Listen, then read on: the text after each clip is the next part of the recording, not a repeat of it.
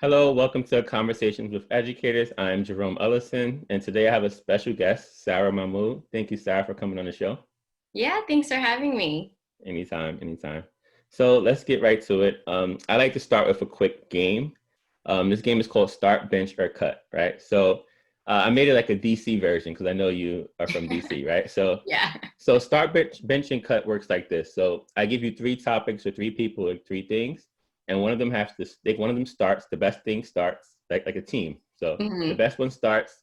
The one that's on the bench, they're really good. You really like it, but not like the starter.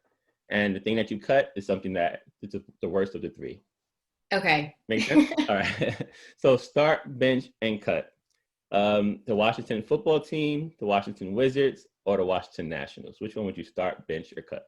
All right. I already know quickly. I'm definitely going to start the Wizards because I like basketball.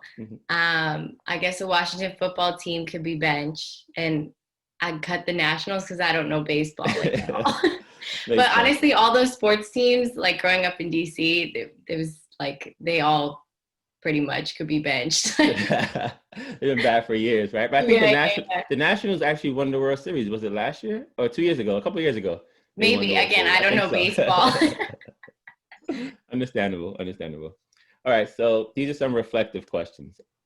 So the first question I want to ask you is why did you become a teacher? What got you into the field of education? So I honestly feel like I kind of stumbled into it. It wasn't the kind of thing that I always knew I wanted to be a teacher. I was like senior in high school, I was getting ready to go to college for a dance program. And I decided I wanted to do something academic too. I was like scared of just doing dance. And I kind of just picked education because I thought I'd be good at it. I had worked with kids all through high school and I was like, I like kids.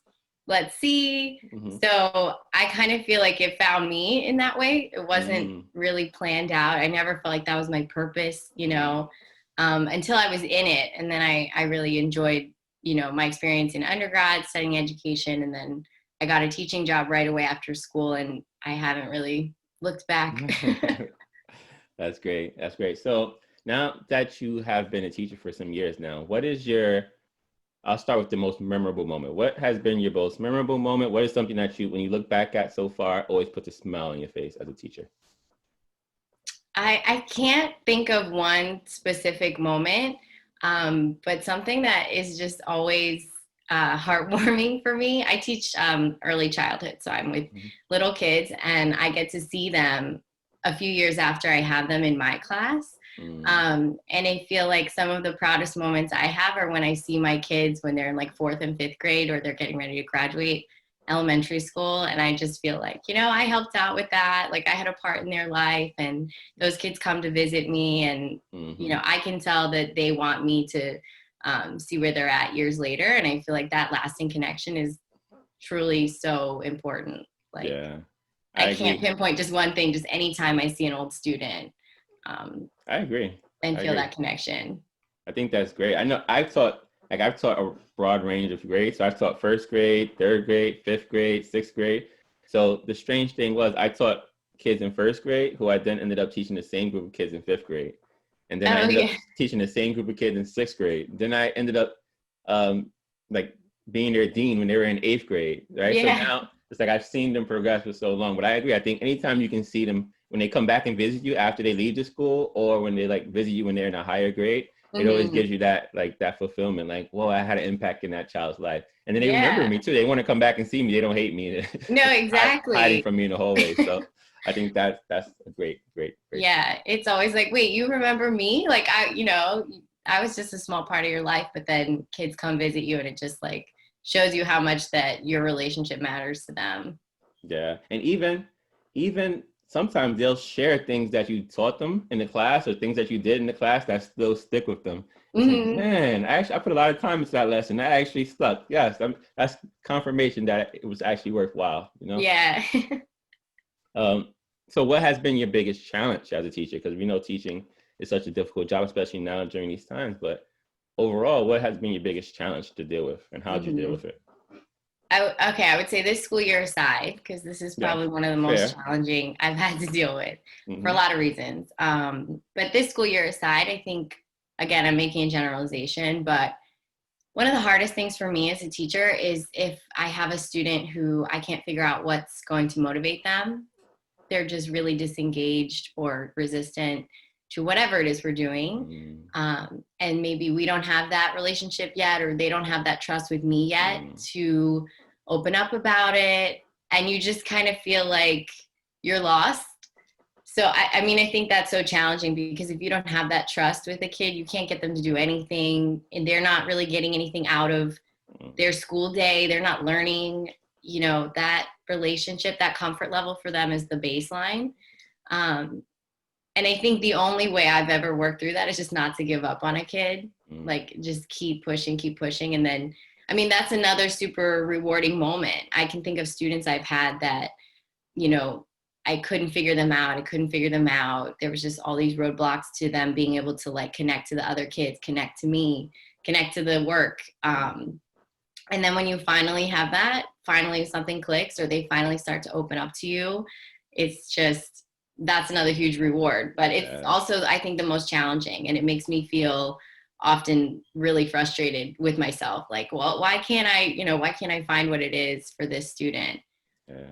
It can be really hard. Yeah, because we have so many kids in our class and so many different personalities and so many different Mhm. learning styles. And it's difficult. You have to have a lot of patience as a teacher, right? You really have to trust the process. You have to know that, all right, I'm going to figure this kid out. I'm going to figure this kid out. Mhm. Let me be patient. Let me learn more about the kid. Because when I do, I know it's going to click and everything's going to take off. But, Mhm. the more years you have, the more trust you can build in that process, right? So as an early on teacher, you start to panic, like, man, I'm not reaching this kid. This kid is failing. Mhm. But the more years eventually it'll work itself out and you'll definitely connect. And I think, like you said, that those relationships are the most important thing. You have to build relationships with your kids so that they trust you, that they can come to you, that they feel comfortable raising their hand when they're confused, that you can Yeah. figure out whether they understand something or not, right? And I think that you can build on that, so that's a great point. Yeah, Um, definitely. on top of that, right? So let's go back to you as a student and your process and from K to 12, right? Who was your favorite teacher and why?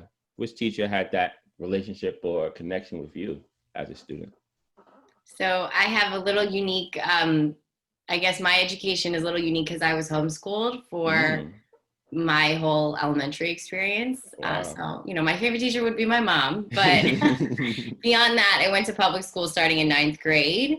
And I have a few teachers that come to mind when I think about my high school experience. And I think the reason I connected to those teachers is because they treated their students, they treated us like people, and it goes back to what we were just saying about relationships. I feel like Mm, the teachers that are memorable to me from high school took the time to get to know us as students. And that's such a small thing, it seems, but that's what made their classes interesting. That made me want to mhm, show up and do everything I could and learn as much as I could. And, you know, just being able to see them as people too and seeing their personalities and see that they care.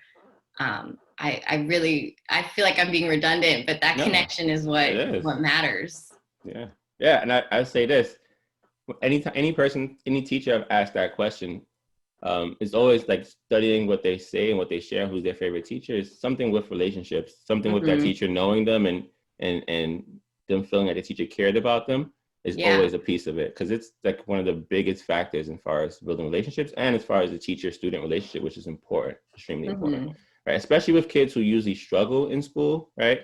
A lot of times they don't feel connected to the students, or they don't feel connected to the school, they don't feel connected to their teacher, and they start Right. to rebel because they don't feel like people really care about them, right? And the teachers who Right. only focus on um, your grades or your behavior, and they don't really try to get to know the kids pick up on that, and then they For shut sure. down and they don't really open themselves up to take risks, because you have to take risks to really learn in the classroom, right? So the Hmm. kids who are willing to take risks are the ones who know that the teacher trusts them and the teacher cares about them outside of Yeah. that schoolwork.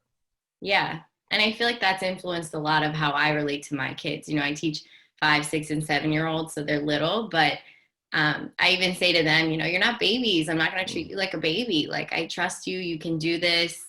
Um, I feel like when they hear me say that, that's a really big deal for them. Like, okay, mm. she knows that I got this. Yeah, you know, yeah, it's all, I think trust is a really big word. yeah, definitely. And that works even as adults in adult relationships, right? You got to have that trust. You got to have Yeah. that belief in someone, and then they'll grow, just like students grow when you trust them. All right. Our next segment is called Each One Teach One. All right. So this is um, a chance for you, based on your experience as a teacher. I would ask you, what is one piece of advice if a parent came to you and asked for some advice to support their child during these pandemic learning times? What would be Mhm. that one piece of advice that you would give them to help them be successful during these times?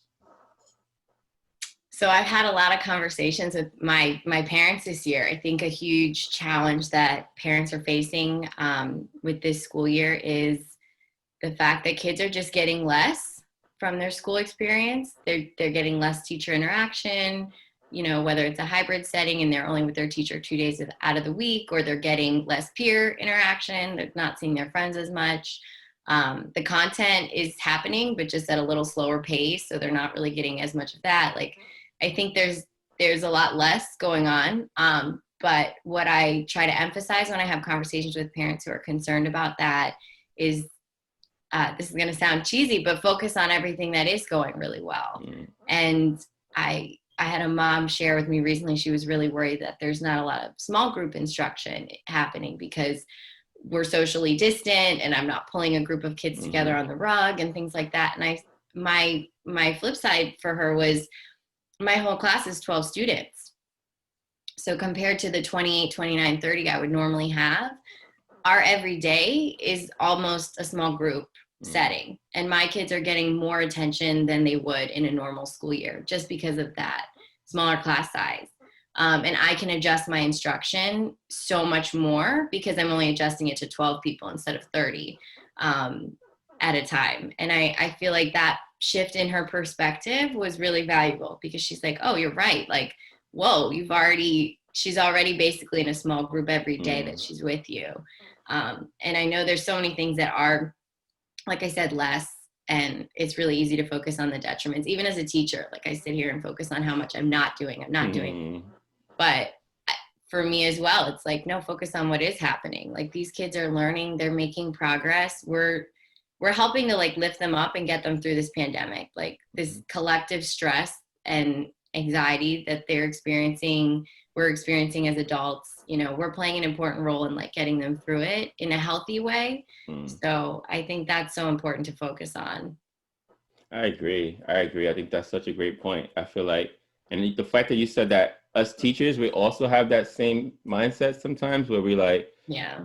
it's not like it used to be. I can feel like I can do so much more. And I think we have to focus on the positive. I think we have to focus on what positives are coming from it. It's like one is smaller class sizes, right? So you are able to give the kids more attention than you usually would, right? It's less distractions in the class sometimes when you have 30 kids in the class and they're all, you know, together and socializing, right? So I think if we focus on the positive, and I think even moving past this time period, whenever it ends, I feel like as a school system, nationwide, globally, whatever, we need to really sit down and find out what are the positives? Like, what are the positives that really came from this experience? Whether it's smaller class sizes, whether it's we have more tools, digital tools that we can incorporate into the classroom, and whatever those positives are, try to find a way to keep those and incorporate those long term into the system. Yeah. And then there's also a lot of negative that has been brought to the forefront, or like really expose itself during pandemic learning, right? Whether it's the digital divide, where some kids have technology and some don't. Yeah, for sure. Whether it's how do we meet students' IEPs when they're not in the building, things like that. The importance of social emotional learning and making and emphasizing that almost more, or probably more than what we do academics and test prep and testing, because we've realized that those things are even more important, right? Socializing, the importance of physical activity and giving kids time to socialize. We knew it was important before the pandemic, but I think we know now more than ever how much it affects us as teachers and students, like socially, emotionally, and mentally, not to have human interactions with our peers. So I think we really have to assess what negatives exist and try to help those, and then the positive, try to find a way to keep those and expand on those moving forward. Yeah, no, 100%. I feel like it's about shifting what's the priority, right? And in the past, there's so many pressures, I think, put on us as teachers for emphasis on the academics or emphasis on testing or emphasis on numbers. And like you said, being in this pandemic, it's really just shifted the focus to what's really important, which is 100% like social emotional health of these kids. That's another thing I would advise parents. It's like if the academics are a struggle, like just leave it alone. Focus on what they're feeling, focus on what they're going through, and know that that's okay. It's better than okay. It's helpful to focus on that and let them feel what they're feeling and go through what they're going through. Because yeah, at the end of the day, that stuff matters more than everything else. And if all that's not in check, the academics aren't going to happen anyway. So no, not going to happen. And then long term, who knows what, like you can break down, like you can be, I've seen kids who have been like throughout 90 plus students, 90, 90, 90, 90, 90, 90, 90. But if they don't have the social emotional piece, they're not able to socialize with their peers, they're not able to communicate their emotions and to have tools to manage their emotions and their feelings, then eventually sometimes they have breakdowns. And no matter how high academically they are, they're not going to be successful because they can't deal with the other stuff that outweighs the academics, right? Yeah, no, absolutely. It's not like sustainable for them unless they have also the whole community of their peers and their teachers and everybody else really with them. Yeah, definitely. I agree. Yes, last segment. So this segment is called Choose Your Teachers Wisely. So this is a chance for you to give a shout out to anyone. It can be a colleague, it can be a book, it can be a video, podcast, anything that has educated you and inspired you to be a better person. One thing, who would you give a shout out to and why? Okay, I have one teacher that I'm working with really closely this year. Her name's Melissa. You know her from PSC. She is kind of a co-teacher of mine this year with a fully remote group of students at our school. So we're using a hybrid model, but then there's also a fully remote group if that's what parents have opted for. So we're kind of co-teaching that group of kids. And I've never co-taught with her before, but we've worked on a grade together before.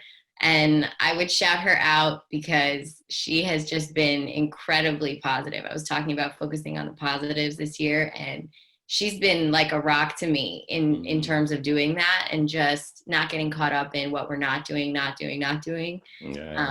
And just like being a cheerleader for the kids, being a cheerleader for the staff.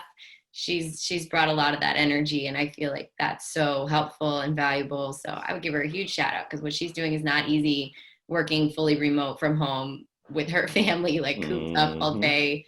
I think it's incredible, and it's motivating for me too to just kind of be that same energy myself. I love that. Shout out to Melissa. And I think one more thing that you touched on there was we talked about students, mental health and social emotional support. Educators need that as well going through these times. Well, we deal with so much. There's so many ways we're being pulled from administration to the Department of Education to students and parents. And we have to make sure that we take time for ourselves to make sure, check and make sure that we're good mentally. Because then again, if we're not good mentally, we can't support the students. The same way if the students aren't good mentally, they can't strive and grow. It works both ways. So I think that's important to have people like that, like Melissa, or like anyone in the building that can help us put things in perspective and help us stay positive during these times, especially. Yeah, absolutely. I feel like this school year, kind of the perspective that teachers aren't people too. Like, we have our own problems, and we're also going through this pandemic. And like you said, we are at risk of burning out if we're not taking care of ourselves. So what good are we to the kids if we're not okay? Definitely. It's true. Definitely. All right. Thank you so much. Thank you so much, Sarah. I appreciate you for coming on the show. I want to say also thank you because you was once my son's teacher and he loved your class. So I appreciate you for that. But I also part of the reason why I created this show is I really want to give teachers their flowers, and I also love to hear teacher perspectives, right? Because I feel like a lot of times on topics that we know that we are on the ground working with, a lot of times our voice isn't heard. So I thank you for sharing. Thank you for coming on the show. And just thank you for being such a great teacher. And I appreciate you. Yeah, thank you so much. No, it means a lot. Thanks for inviting me on and having me. I think this is a really cool project. So I appreciate being a part of it. Thank you. Thank you for anyone who's watching. Take care, stay blessed, and remember, education over everything. Bye.